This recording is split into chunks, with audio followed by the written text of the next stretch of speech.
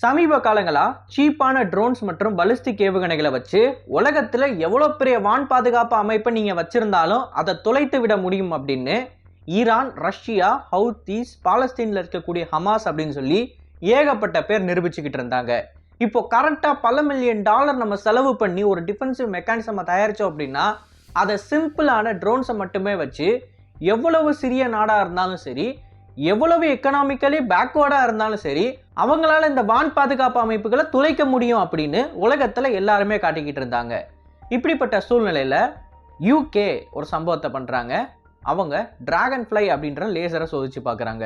இந்த லேசரை சோதிச்சு பார்த்ததுக்கு அப்புறமா இனிமேல் எவ்வளவு தூரம் நீங்க சீப்பா ட்ரோன்ஸை உருவாக்குனாலும் இல்ல ஹைப்பர்சானிக் ஏவுகணைகளையே உருவாக்குனாலும் அதை எங்களால் இடைமறித்து அழிக்க முடியும் அப்படின்னு ஒரு ஸ்டேட்மெண்ட்டை ரிலீஸ் பண்றாங்க.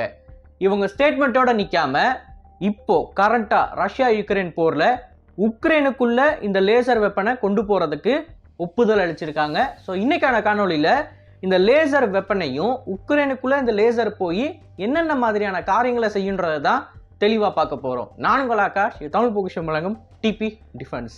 முதல் விஷயம், கரண்டா இப்போ உக்ரைனோட நிலைமையை பத்தி நம்ம பார்த்தாகணும். உக்ரைனுக்கு இப்போ பேட்ரியட் ஏர் டிஃபென்ஸ் சிஸ்டம் தேவைப்படுது. உலகம் முழுக்க கிட்டத்தட்ட 100 பேட்ரியட் ஏர் டிஃபென்ஸ் சிஸ்டம் பயனில்லாமல் இருக்கிறதா உக்ரைனோட ஃபாரின் மினிஸ்டர் குலேபா அவர்கள் ஒரு ஸ்டேட்மெண்ட்டை ரிலீஸ் பண்ணியிருந்தாரு. அந்த 100 வான் பாதுகாப்பு அமைப்புகளில் வெறும் 26 எங்களுக்கு கொடுத்தீங்க அப்படின்னா உக்ரைன் முழுக்க நாங்கள் இது எல்லாத்தையும் டிஃபென்சிவ் பொசிஷனில் நிறுத்தி உக்ரைன் மொத்தத்தை எங்களால் பாதுகாக்க முடியும் அப்படின்னு ஒரு ஸ்டேட்மெண்ட்டை கொடுத்துருக்காரு. இந்த 100 வான் பாதுகாப்பு அமைப்புகளும் எந்தெந்த நாடுகிட்ட இருக்குது அப்படின்றத அவர் சொல்லலை. பட் அவங்களோட கருத்து என்ன அப்படின்னு பார்த்தீங்கன்னா, உலகத்தில் தேவைக்கு அதிகமான பேட்ரியட் இருக்குது, அதை எங்களுக்கு கொடுங்க அப்படின்றது. ஆனால் இதுக்கு ஐரோப்பிய ஒன்றியமாக இருக்கட்டும், அமெரிக்காவாக இருக்கட்டும் செவிசாய்க்கவில்லை. ஏன்னா இப்போதைக்கு கரண்ட்டாக ஜெர்மனி மட்டும்தான் ஒரே ஒரு பேட்ரியட் ஏர் டிஃபென்ஸ் சிஸ்டமை கொடுக்குறேன் அப்படின்னு சொல்லி ஒப்புதல் அளிச்சிருக்காங்க. அதுவுமே உக்ரைனுக்கு இன்னும் போய் சேரலை. இந்த சமயத்தில் உக்ரைனோட முக்கியமான எனர்ஜி இன்ஃப்ராஸ்ட்ரக்சராக இருக்கட்டும், உக்ரைனிய ராணுவ வீரர்களோட நிலைகள் மேலேயா இருக்கட்டும், ஏவுகணை தாக்குதலில் ரஷ்யன்ஸ் கடுமையாக ஈடுபட்டுக்கிட்டு இருக்காங்க. ஸோ இதுதான் சினாரியோ. இந்த சினாரியோவில் தான் உக்ரைனில் இருக்கக்கூடிய நபர்கள் யூகே கிட்ட ஒரு ரெக்வஸ்ட்டை வைக்கிறாங்க. யூகே அப்படின்னு சொல்லக்கூடிய இந்த நாடு உக்ரைனுக்கு ஏகப்பட்ட ஆயுதங்களை சரியான நேரத்தில் டெலிவர் பண்ணியிருக்கு. உதாரணத்துக்கு ஸ்டார்ம் ஷேடோ மாதிரியான ஏவுகணையை முதல் முறையாக இந்த மேற்கு நாடுகளில் யூகே மட்டும்தான் உக்ரைனுக்கு வழங்கியது. அந்த அளவுக்கு டீப்பாக போய் உக்ரைனுக்கு உதவிலாம் பண்ணியிருக்காங்க, உபத்திரவும் பண்ணியிருக்காங்க. அது ஒரு பக்கம் இருக்கட்டும். இப்போ கரண்ட்டாக யூகே டெஸ்ட் பண்ணி பார்த்துருக்கிற ஒரு லேசர் வெப்பன் தான் டிராகன் ஃப்ளை. இந்த டிராகன் ஃப்ளையை 2027 வருஷம்தான் யூகேவோட போர்க்கப்பல்களில் பொறுத்துற மாதிரி அவங்க உருவாக்கிக்கிட்டு இருக்காங்க. இந்த சிஸ்டமோட ப்ரோட்டோடைப்பில் ஒரு 3-4 யூனிட்டை எங்களுக்கு கொடுங்க, ரஷ்யா ஏவக்கூடிய இந்த ஷாஹி ட்ரோனுக்கு எதிராக நாங்கள் இதை பயன்படுத்தணும் அப்படின்னு நினைக்கிறோன்னு உக்ரைன் ஒரு ரெக்வஸ்ட்டை வைக்கிறாங்க. இப்போ இந்த இடத்துல ஒரு விஷயத்தை நம்ம நல்லா புரிஞ்சுக்கணும். ஷாஹித் அப்படின்னு சொல்லக்கூடியது ஸ்லோ மூவிங் ட்ரோனாக இருந்தாலும் இதை இடைமறித்து அழிக்கிறதுக்கு நம்ம பயன்படுத்துகிற இன்டர்செப்டாரோட ரேட்டு அதிகமாக இருக்குது. இதை பற்றி போன காணொலியில் நம்ம டிஸ்கஸ் பண்ணியிருப்போம். அதுபடி இந்த லேசர் தொழில்நுட்பத்தை சப்போஸ் நம்ம பயன்படுத்தி ஷாஹிதை இன்டர்செப்ட் பண்ணுறோம் அப்படின்னா அதுக்கு நமக்கு எவ்வளோ செலவாகும் தெரியுமா? வெறும் $10. $10 ஒரு ஷாஹிட் ட்ரோனை இன்டர்செப்ட் பண்ணிட முடியும். அண்ட் ஒரு ஷாஹிட் ட்ரோனோட விலை $30,000. ஸோ இந்த இடத்துல இந்த லேசர் தொழில்நுட்பம் மட்டும் ஆப்ரேஷனல் ஆயிடுச்சு அப்படின்னா கரண்ட்டாக உலகத்தில் சின்ன சின்ன நாடுகளுக்கு இருக்கக்கூடிய அட்வான்டேஜ் எல்லாமே காலியாயிரும்.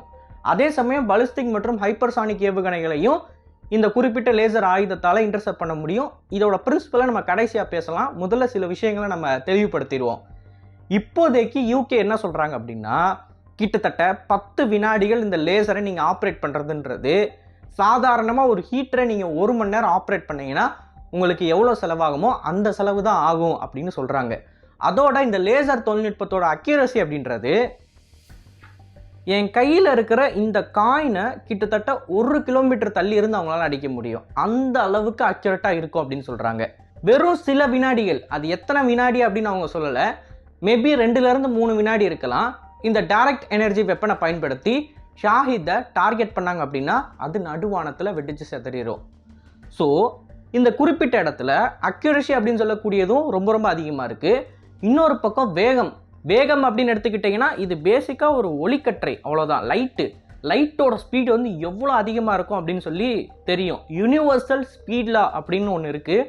அதுபடி நீங்கள் ஒளியின் வேகத்தோட 100% அடையவே முடியாது. பை ஃபிசிக்ஸே உங்களால் அதை பண்ண முடியாது. அது கூடவே ஒரு மனுஷனால் ஒரு விமானத்தையோ இல்லை ஒரு ஏவுகணையவோ இல்லை ஏதாவது ஒரு ஃபிசிக்கல் ஆப்ஜெக்டையோ ஒளியின் வேகத்தோட 1% ப்ரொப்பல் பண்ணணும் அப்படின்னு நினச்சாலே அதுக்கு குறைஞ்சது 200 வருஷம் ஆகும் அப்படின்னு சொல்லி இப்போதைக்கு இருக்கக்கூடிய விஞ்ஞானிகள் சொல்லிக்கிட்டு இருக்காங்க. ஸோ இந்த தருணத்தில் இது ஒளியின் வேகத்தில் போகிற காரணத்தினால ஹைப்பர்சானிக் மற்றும் பலிஸ்டிக் ஏவுகணைகளையும் இதால் ஈஸியாக இடைமறித்து அழித்திட முடியும். ஆனால் ஹைப்பர்சானிக் வாரட் அப்படின்னு சொல்லக்கூடியது வேற, ஷாஹிட் ட்ரோனுன்றது வேற.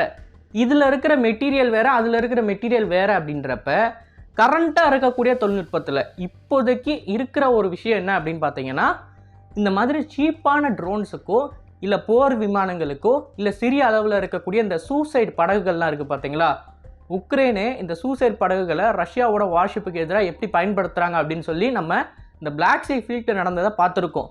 ஸோ அப்படி இந்த சின்ன சின்ன படகுகள், சின்ன சின்ன ஏர்கிராஃப்ட்டு ஆர் ஹெலிகாப்டர்ஸ்ன்னு சொல்லி இது எல்லாத்தையுமே ஈஸியாக வெறும் 10 பவுண்டை பயன்படுத்தி அழித்து விட முடியும். அதுதான் இந்த தொழில்நுட்பத்தோட முக்கியமான சிறப்பம்சம். இதே மாதிரியான டைரக்ட் எனர்ஜி வெப்பனை உலகத்தில் இருக்கக்கூடிய எல்லா நாடுகளும் உருவாக்க ட்ரை பண்ணிக்கிட்டு இருக்காங்க. எல்லா நாடுகள் அப்படின்றப்ப இராணுவ வகையில் வல்லரசு நாடுகள் எல்லாருமே உருவாக்க ட்ரை பண்ணுறாங்க. யூஎஸ்ஆ இருக்கலாம், யூகேவாக இருக்கலாம், இந்தியாவாக இருக்கலாம், ரஷ்யாவாக இருக்கலாம், சீனர்களாக இருக்கலாம். எல்லாருமே இதை உருவாக்குறதுக்கு தான் முனைப்பு காட்டிக்கிட்டு இருக்காங்க. இந்த சிஸ்டமை ஃபஸ்ட்டு ஆப்ரேஷனலாக கொண்டு வந்து ஒரு குறிப்பிட்ட ட்ரோனுக்கு எதிராக சோதித்து பார்த்தது யார் அப்படின்னு பார்த்தீங்கன்னா யுனைடெட் கிங்டம் தான். ஸோ அவங்களோட கரண்ட் சிஸ்டம் கேப்பபிலிட்டிஸை வச்சே ஷாஹிட்ஸை ஈஸியாக நடுவானத்தில் சுட்டுத்தள்ள முடியும். அதுவும் ரொம்ப சீப்பாக பண்ண முடியும். ஸோ அதனால தான் உக்ரைனியன்ஸுக்கு வெறும் 2-3 யூனிட் இருந்தாலும் பரவாயில்ல, ப்ரோட்டோடைப்பாக இருந்தாலும் பரவாயில்ல, எங்களுக்கு கொடுங்க அப்படின்னு யூகேவுக்கு ரெக்வஸ்ட் வச்சுருக்காங்க. கரண்ட்டாக யூகேவோட ப்ரோட்டோடைப் நிலைமை என்ன அப்படின்னு கேட்டிங்கன்னா, ஒரு நிலையான பகுதியில் வச்சு அவங்க டெஸ்ட்டை பண்ணி பார்த்துருக்காங்க. அது சக்ஸஸ்ஃபுல்லாக வந்திருக்கு. ஆனால் அந்த நிலையான பகுதியில் வச்சு டெஸ்ட் பண்ணியிருக்கிற அந்த ஒரு பொருளை உக்ரைனுக்கு கொடுக்க முடியாது கண்டிப்பாக. அதில் இருக்கிற மெஷினரிஸாக இருக்கலாம், அதில் இருக்கிற கம்ப்யூட்டர் சிஸ்டம்ஸாக இருக்கலாம், இது எல்லாத்தையுமே ஈஸியாக ஒரு இராணுவ வீரர் பயன்படுத்துகிற மாதிரி சிம்பிளாக உருவாக்கி அதை ஒரு ட்ரக்கில் மவுண்ட் பண்ணுற மாதிரி அவங்க உருவாக்கினாதான் அதை உக்ரைனுக்கு அவங்களால கொடுக்க முடியும். அப்போ தான் உக்ரைனாலே அதை பயன்படுத்த முடியும். அந்த ஒரு ட்ரக்குக்கு கொண்டு வரதுக்கு எப்படியும் 1-2 வருஷம் ஆயிரும். ஸோ உக்ரைனுக்கு என்னதான் இந்த ப்ரோட்டோடைப்பை கொடுக்கணும்னு சொல்லி யூகே நினச்சாலும் அதுக்கான காலம் அப்படின்னு சொல்லக்கூடியது உடனடியாக நடக்காது. இன்னும் சில மாதங்கள் இல்லை 1 வருஷம் கூட ஆகலாம் அப்படின்னு தான் இங்கே இருக்கக்கூடிய எக்ஸ்பர்ட்ஸ் சொல்லிக்கிட்டு இருக்காங்க. பட் யூகே இந்த ப்ரோட்டோடைப்பை உக்ரைனுக்கு கொடுத்து டெஸ்ட் பண்ணி பார்க்குறதுல ரொம்பவே முனைப்பாக தான் இருக்காங்க அப்படின்றதும் நமக்கு தெரியுது. ஸோ உலகத்தோட வான் பாதுகாப்பு அமைப்புகளோட ஃபியூச்சர் அப்படின்னு சொல்லக்கூடியது இந்த டைரக்ட் எனர்ஜி வெப்பன் தான். இந்த டைரக்ட் எனர்ஜி வெப்பனில் கரண்ட்டாக யூகே லீடிங்கில் இருக்காங்க. பின்தொடர்ந்து அமெரிக்கன்ஸும் இந்தியாவும் ரஷ்யாவும் சீனாவும் சொல்லி உலகத்தில் இருக்கிற முக்கியமான இராணுவம் வச்சிருக்கிற நாடுகள் பின்தொடர்ந்துக்கிட்டு இருக்காங்க. இந்த தொழில்நுட்பம் மட்டும் ஆப்ரேஷனல் ஆயிடுச்சுன்னு வச்சுக்கோங்களேன், பலிஸ்டிக் ஏவுகணைகள், ஹைப்பர்சானிக் ஏவுகணைகள், சீப்பான ட்ரோன்ஸு, ஸ்மால் ஏர்கிராஃப்ட் அப்படின்னு சொல்லி எல்லாமே அப்சல்யூட் ஆயிரும். இந்த ரஷ்யா யுக்ரைன் போரில் எப்படி பீரங்கிகள் பொழந்துச்சு அதே மாதிரி இந்த தொழில்நுட்பங்கள் மாடர்ன் வார்ஃபேரில் வேலை செய்யாமல் போயிடும். ஸோ இந்த ஒரு குறிப்பிட்ட டைரக்ட் எனர்ஜி வெப்பனுக்கு மாற்றாக ஏதாவது ஒரு அஃபென்சிவ் வெப்பனை உருவாக்கணும் அப்படின்னா அதுக்கு இன்னும் சில வருஷங்கள் ஆகும். எனக்கு தெரிஞ்சு ஸ்டெல்த் ப்ளஸ் ஹைப்பர்சானிக்னு சொல்லக்கூடிய இந்த 2 தொழில்நுட்பங்களையும் இன்கார்பரேட் பண்ணுற ஒரு ஏவுகணையால் தான் இந்த மாதிரியான லேசர் வெப்பன்கள் கிட்ட இருந்து தப்பிக்க முடியும். பட் எது எப்படி போகுதுன்றதை நம்ம பொறுத்து இருந்து தான் பார்க்கணும். இந்த வீடியோ பற்றி நீங்கள் என்ன நினைக்கிறீங்க அப்படின்றத மறக்காமல் கமெண்ட் செக்ஷனில் பதிவிடுங்க. அண்ட் இது போல் இன்னும் நிறைய தகவல்களை நீங்கள் தெரிஞ்சுக்கணும் அப்படின்னு நினச்சிங்கன்னா சேனலை மறக்காமல் சப்ஸ்கிரைப் பண்ணிக்கோங்க. நல்லதை இப்போ நல்ல சமுதாயத்தை உருவாக்கும். நன்றி, வணக்கம்.